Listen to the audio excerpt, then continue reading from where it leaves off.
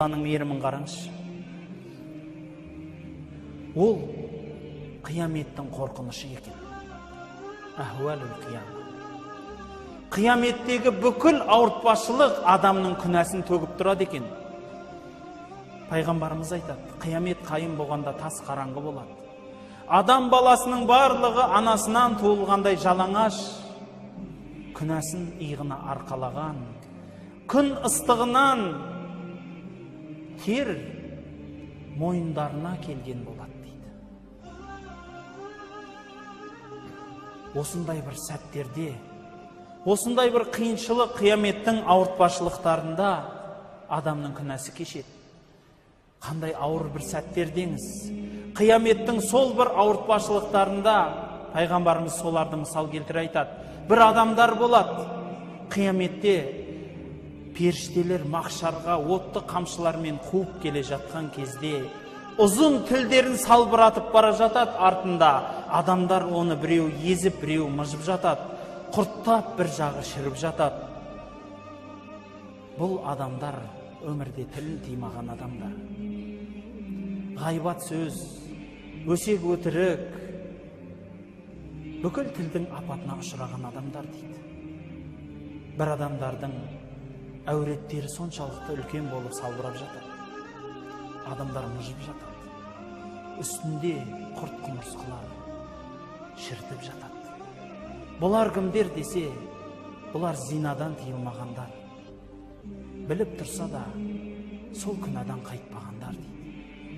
Осылайша қияметте көп адамдар өзінің күнәләрін арқалап келеді. Иығына арқалап келіп, сауал жауапқа мақшар алаңына келеді екен. Міне, осы бір алаңда Алланың кешірім есігінің тағы бірі ашылады. Ол шапағатшылардың шапағаты, бауырлар. Шапағатшылардың шапағаты. Солардың ең үлкені пайғамбарымыздың шапағаты. Бір мысал, пайғамбарымыз саллаллаху алейхи ва саллям айтады. Қиямет қайым болған кезде күту созылып кетеді. Қатты қиналған, күйзелген адамзат пайғамбарларды іздейді. Ең бірінші үлкен атасы пайғамбарға келіп айтады екен: "Уа атамыз, бабамыз, сіз біздің ең алғашқы бастаушымызсыз. Аллаға да бастап барыңыз. Қиямет қайым мынау ауыр ғой. Алла тағала сауал жауабын бастасын. Е дозаққа, е жәннатқа кетейік, бұлай тұрмайық" дейді. Сонда адам ата басын шайқайды. Жоқ, менің қолымнан келмейді бұл нәрсе. Осылайша пайғамбарларды іздей бастайды екен. Нұх пайғамбар, Мұса пайғамбар, Иса пайғамбар, басқа пайғамбарының барлығына келеді, бірақ барлығы басын шайқайды. Кешіріңдер, мен өзімнің жағдайым қандай болады деп уайымдап тұрмын. Мен бұл іс қолымнан келмейтін адаммын дейді. Сонда пайғамбарымыз саллаллаху алейхи ва саллямға келеді ең соңғы үміт, ең соңғы пайғамбар. Уа Расулалла, мына күнді көріп тұрсың, халықтың жағдайын көріп тұрсың. Раббымыз есеп қисапын бастаса екен десе, мен соған жаратылғанмын дейді. Мен сол шапағатқа жаратылғанмын дейді. Сөйтіп пайғамбарымыз айтады. Бүкіл пайғамбарлар Алланың бір сырлы дұғасын біледі. Мен сол дұғаны қияметке үмметіме сақтадым дейді. Өзіне емес, қияметке өзімнің үмметіме сақтадым дейді. Пайғамбарымыз айтады, халық келгеннен кейін Алланың құзырына барып сәжде қыламын дейді. Сол сәждеден тұрмай дұға жасағаннан Алла тағала: "Ей пендем, тұр, көтер басыңды, сұрағаныңды берем" дейді екен. Сонда Аллахым, мына халыққа рахым қылғайсың дегесін, сауал жауапты бастаңдар дейді. Сауал жауап басталады. Міне, пайғамбарымыздың бүкіл адамзатқа жасаған шапағаты осындай болады. Екінші шапағаты бар. Өйткені пайғамбарымыз сол сәждеден басын көтермейді.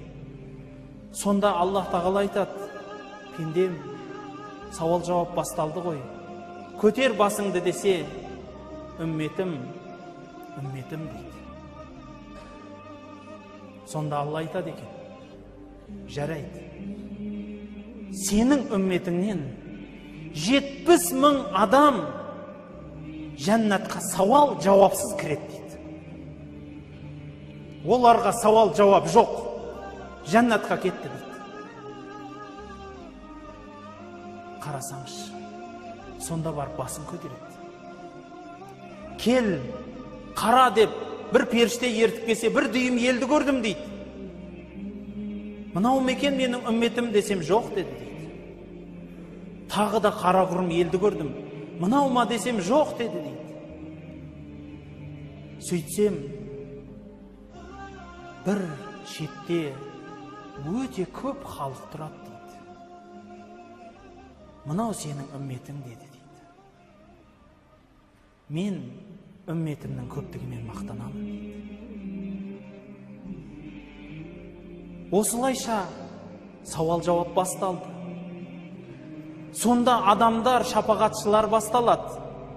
Құран жаттап, сол Құранына амал қылған адам өзінің жақын туыстарынан Алла рұқсат етіп 30 адамға шапағат жасайды. Алланың жолында қанын төгіп жанын тапсырған адам 70 адамға шапағатшы болады дейді. Осылайша шапағатшылар шапағат жасайды. Яғни Алланың құзырында тұрып, Аллахым, мына кісінің күнәсін кеш, бұл жақсы адам деп ара түседі ортаға. Ең қарапайым шапағатшылар, бауырлар, олар сізбенен бізбіз. Құран-ы Каримде айтады: қиямет қайым болған кезде, мына дүниеде күнәмен дос болған адамдар қияметте қас болады дейді. Соны айта келе пайғамбарымыз айтады: бұл аяттың кері мағынасы да бар. Мына дүниеде жақсылықпен өткен адамдар бір-біріне дос болады дегенде сөз бар дейді. Яғни қияметте бір адамды періштелер жетектеп дозаққа қарай тартып жатқанда, екінші бір мұсылман тұрып айтады екен: кешіріңдер, бұны дозаққа тартпаңдар. Екеміз бір сапта тұрып намаз оқығанбыз, мен куәмін дейді екен. Мен куәмін оның жұма намазға менімен бірге барғанына. Мен куәмін екеміз тарапы намазда бірге болдық. Мен куәмін мешітке кіріп шығып жатқанын көргенмін деп, ортада тұрып бір-бірімізге шапағатшы боламыз. Бауырлар, мына иықтасып бір-біріңізге отырған барлық бауырлар осындай боламыз, бауырлар. Бір-біріміздің қадірімізді біліп өтейік. Бұл өмір кішкентай ғана өмір. Көршімізге жақсылық жасауға бұйырылғанбыз. Ал көрші деген ол, ойламаңыз, менің үйімнің жанында 40 жыл тұрған адам деп, жоқ. Өйткені сіз мен біз 40 жыл тұра аламыз ба екен бұл дүниеде? Бір сәтке келдік, бір сәтке кетеміз. Онда екен, осы бір мешітте де бірнеше минуттар, бірнеше уақыт отырған адам да сіздің сол бір кездегі көршіңіз. Онда көршіңіздің ақысын беріп өтіңіз. Шапағатшылар шапағат жасайды-ау. Бірақ білесіз ба? Пайғамбарымыз Мұхаммед саллаллаху алейхи вассаламның тағы бір шапағаты бар. Пайғамбарымыз жәннатқа кіреді дейді. Ең алғашқы кірушілерден дейді. Кіріп, Кәусар бұлағынан сусындайды. Сөйтеді де жәннатқа әрмен қарай кірмей тоқтап қалады дейді. Сонда періштелер сұрайды дейді: келсеңізші, көрсеңізші Алланың берген нығметтерін дегенде, үмметім дейді екен. Ойлаңызшы. Сізбенен бізді танымайды пайғамбарымыз. Көрмеген. Бірақ сізбенен біз үшін жәннаттың да рахатын дәмін таппай тұрады. Сонда Аллах табарака ва тааля айтады екен: ей Мұхаммед, үмметің қайда дегенде, дозаққа сүйреп атқанын көрдім дейді. Онда бүкіл үмметіңнің барлығын алып шық дейді.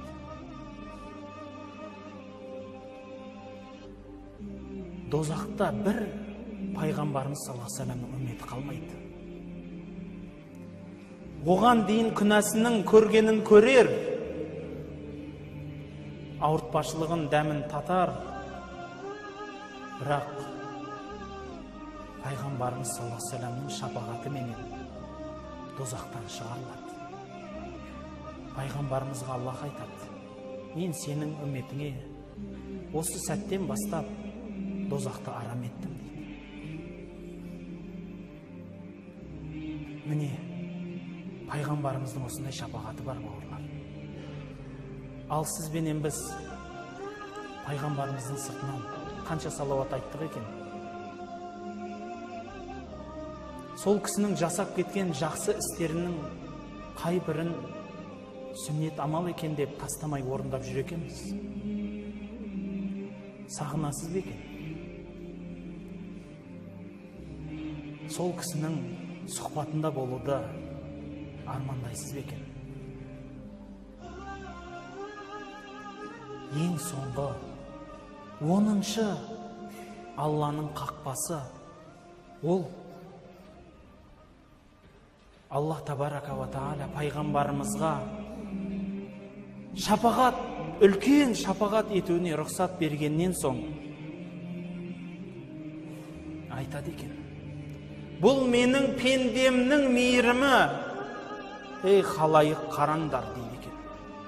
Бұл менің бір жаратқан пендемнің мейірімінің өзі осы. Ал менің мейірімім шексіз болады. Кімде кімнің жүрегінде қылдайда иманы болса, мен соған дозақты арам еттім дейді екен. Жүрегінде қылдайда шаңның тозаңындай иманы бар адамды дозақтан алып шығып кетіңдер дейді. Яғни ең соңғы есік бұл Алланың өзінің кешірім есігі. Кімді кешеді, соның бағы болады.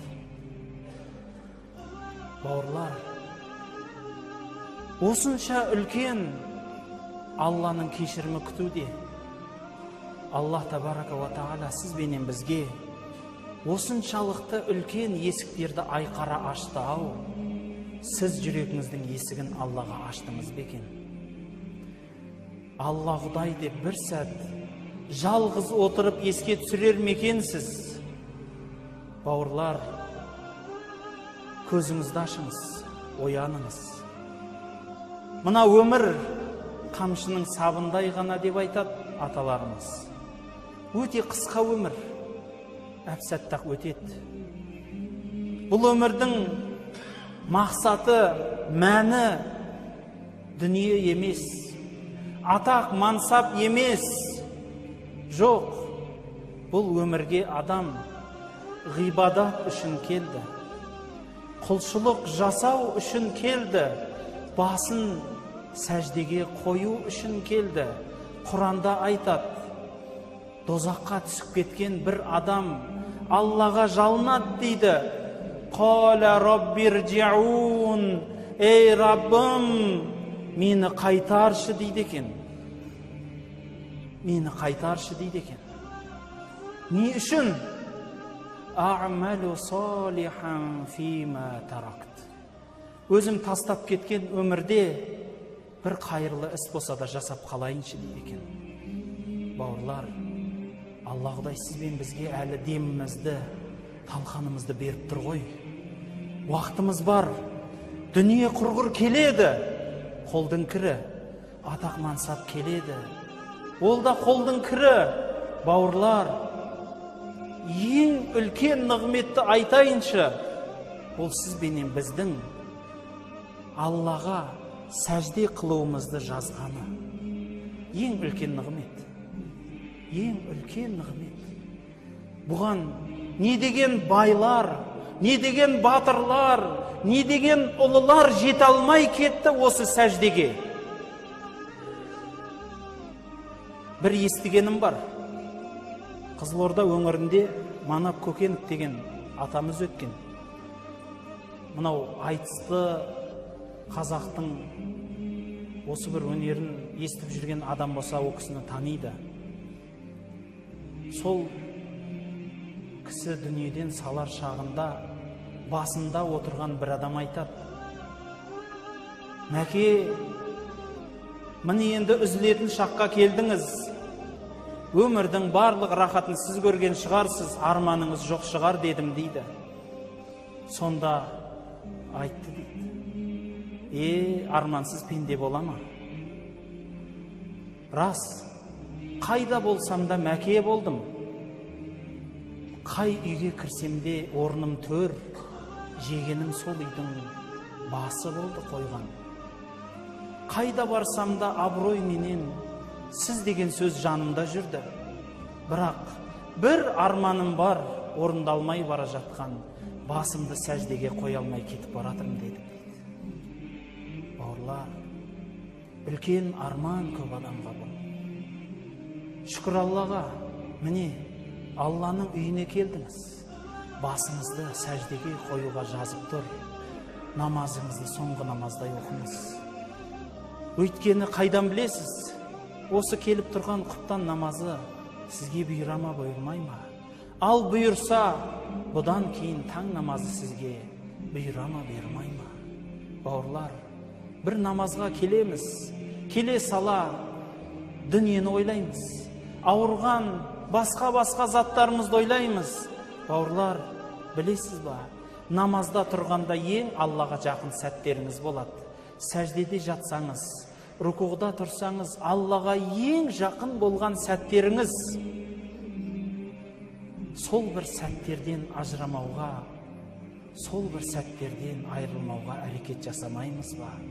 Бір адам ғашық болатын болса, сол ғашығынан адам ажырамау керек емес пе? Сондықтан айтатыным, мынадайда бір сөз бар сөз соңында. Бір, білесіздер ғой, мына халықта айтылады, мынау Ләйлі менен Мәжнүн деген адам болды дейді, бір-біріне ғашық болатын.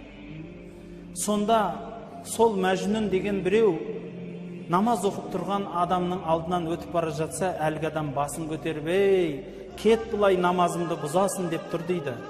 Сонда әлгі адам басын көтеріп айтады дейді: "Мен Ләйліге ғашық болғаным сонша, сенің алдыңнан өтіп баратқанымды байқамай қалдым. Бірақ сен Құдайға ғашық болсаң, менің өтіп баратқанымды сен де байқамайтын едің ғой" деді дейді. Бауырлар, сәждеден көзіміз қанша кетіп қалады жан-жаққа. Алладан жүрегіміз қанша секіріп кетеді. Соны орнықтыратын, сол істі қолға алып, оянатын уақыт келген сәт. Субханак Аллахумма ва бихамдик, ашхаду ан ла илаха илля ант, астағфирука ва атубу илейк.